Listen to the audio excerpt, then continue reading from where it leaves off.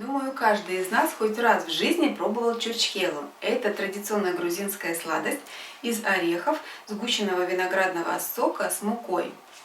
Я никогда не думала, что эту сладость можно приготовить дома. А оказывается, можно. Пролистала несколько кулинарных книг, сверила эту информацию в интернете и пришла к выводу: надо готовить. Итак, сегодня я вместе с вами буду готовить чурчхелу. Для рецепта мы возьмем виноград. У нас его называют калачик, не знаю, как его называют по-научному. В нашей местности растет такой виноград, и он очень распространен. Дальше я беру грецкие орехи, можно использовать любые, и муку. Теперь берем виноград, и нам надо выжать из него сок. Сделать это можно вручную при помощи рук, а можно при помощи соковыжималки. Я буду делать вручную. То есть я его хорошо предварительно помыла. И теперь вот так вот руками выжимаем сок.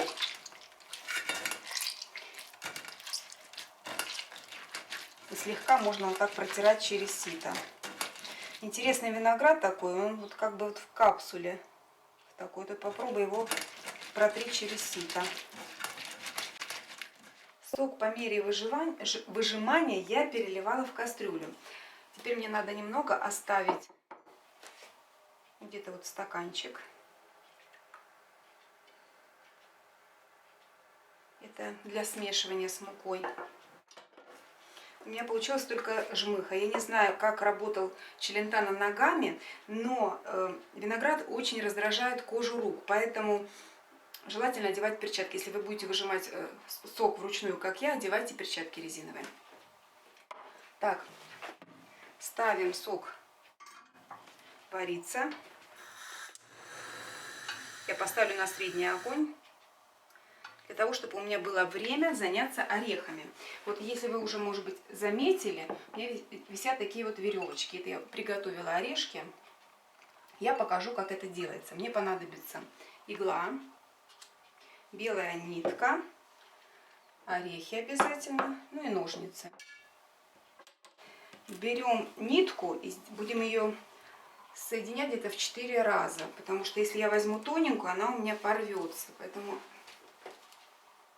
отматываю такой большой кусочек, длинный кусочек нитки. Ножницы приготовила, зубами откусываю. Так, соединяю.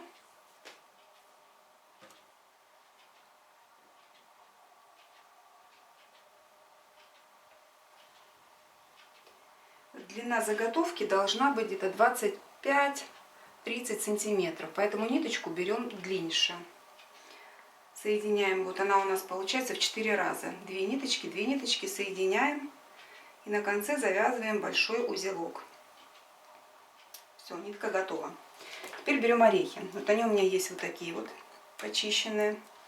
Есть маленькие кусочки, поэтому нужен такой размер. Я беру большой орешек, разрезаю его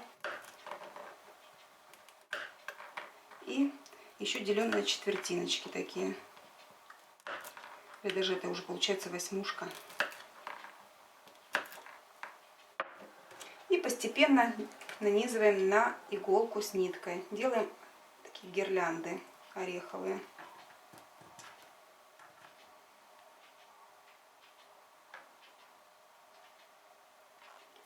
Очень это занятие понравится детям. Мне помогал эти гирлянды собирать сын. На конце гирлянды мы завязываем петельку. Это нужно для того, чтобы можно было чурчхелу потом подвешивать. Петелька готова. У меня здесь будет место для нее так слишком большое. Ну, приблизительно так, я потом укорочу петельку. Сок закипел. Я убавляю огонь на минимальный и будем уваривать его для того, чтобы сок был более концентрированный и сладкий. Как я и говорила, чурчхела покрывается сверху сгущенным виноградным соком. Для того, чтобы его сгустить, мы добавляем муку. Если я муку сразу же высыплю сюда в сок кипящий, в лучшем случае это получится такие мелкие комочки, в худшем случае у вас возьмется целым таким мучным комком. И для того, чтобы у меня получилась равномерная такая смесь типа киселя, мне надо размешать муку с соком, сделать такую кашицу, похожую на сметану густую. Я насыпаю муку и постепенно разбавляю ее виноградным соком, который я оставила предварительно в стаканчике.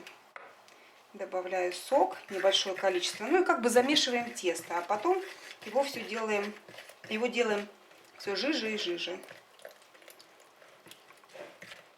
У меня получилась вот такая вот масса, ну, почти как сметана, да, и вот видно, комочков нет.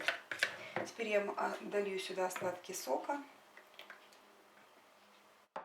Масса получится более жидкая, но зато ее будет легче подмешивать к соку.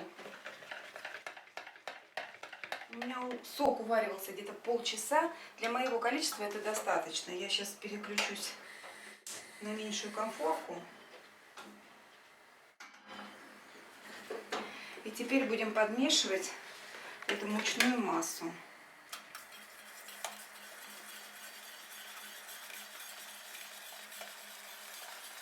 У нас должен получиться такой густой кисель. После закипания провариваем кисель в течение 10 минут, постоянно помешивая. Все, кисель готов, я отключаю нагрев и оставляю его остывать. Когда он остынет, он еще загустеет больше.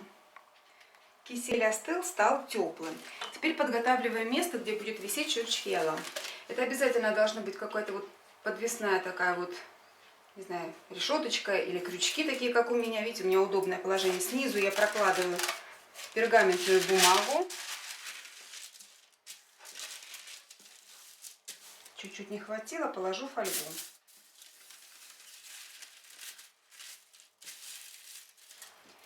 Теперь берем связочку эту, окунаем полностью в кисель. Помогаем так, чтобы полностью кисель покрыл наши орехи.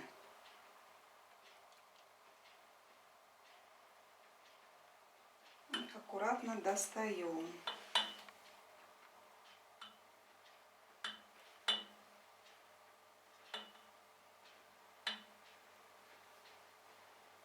Эту процедуру можем проделывать 2-3 раза. Правда, я видела видео, девочки делают очень такой густой кисель, и я понимаю, там хватает на один раз окунуть и все. Может быть, надо более делать концентрированный сок. Ну, посмотрим. Я думаю, у меня тоже все получится. Прошло пару часов, и я решила нанести второй слой. Вот уже видно даже по объему. Здесь вот 4 штучки я вторым слоем уже нанесла этот кисель. 2 еще остались. И, кстати, когда полностью остыл кисель, он становится еще гуще. Так, держим за петельку и полностью обмакиваем ниточку с орехами.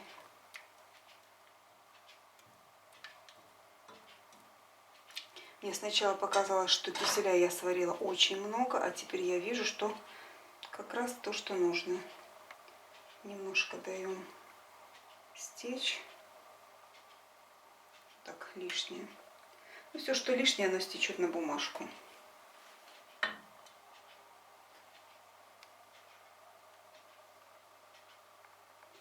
Я думаю, нам этого второго слоя и хватит. Можем оставлять чурчхелу подсыхать вот в таком положении, ну, на неделю где-то. Пишут, что на 5, 8, кто и 10 дней указывает. Ну, посмотрим. Через 5 дней посмотрим, что у нас получится. Чурчхела у меня на крючках вот этих вот сохла в течение 6 дней. Снимаем, смотрим, полностью высохла. Такая вот на ощупь, ну, резиновая, наверное, даже вот гнется. Цвет достаточно насыщенный, не знаю, такой видно не видно, темно-темно-фиолетовый, ближе к коричневому. Будем снимать пробу. Ломаю.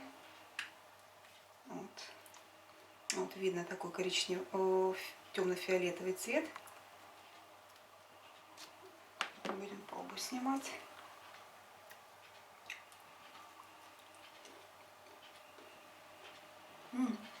И вкус винограда. Мне кажется, я никогда не ела настоящую чурчхелу.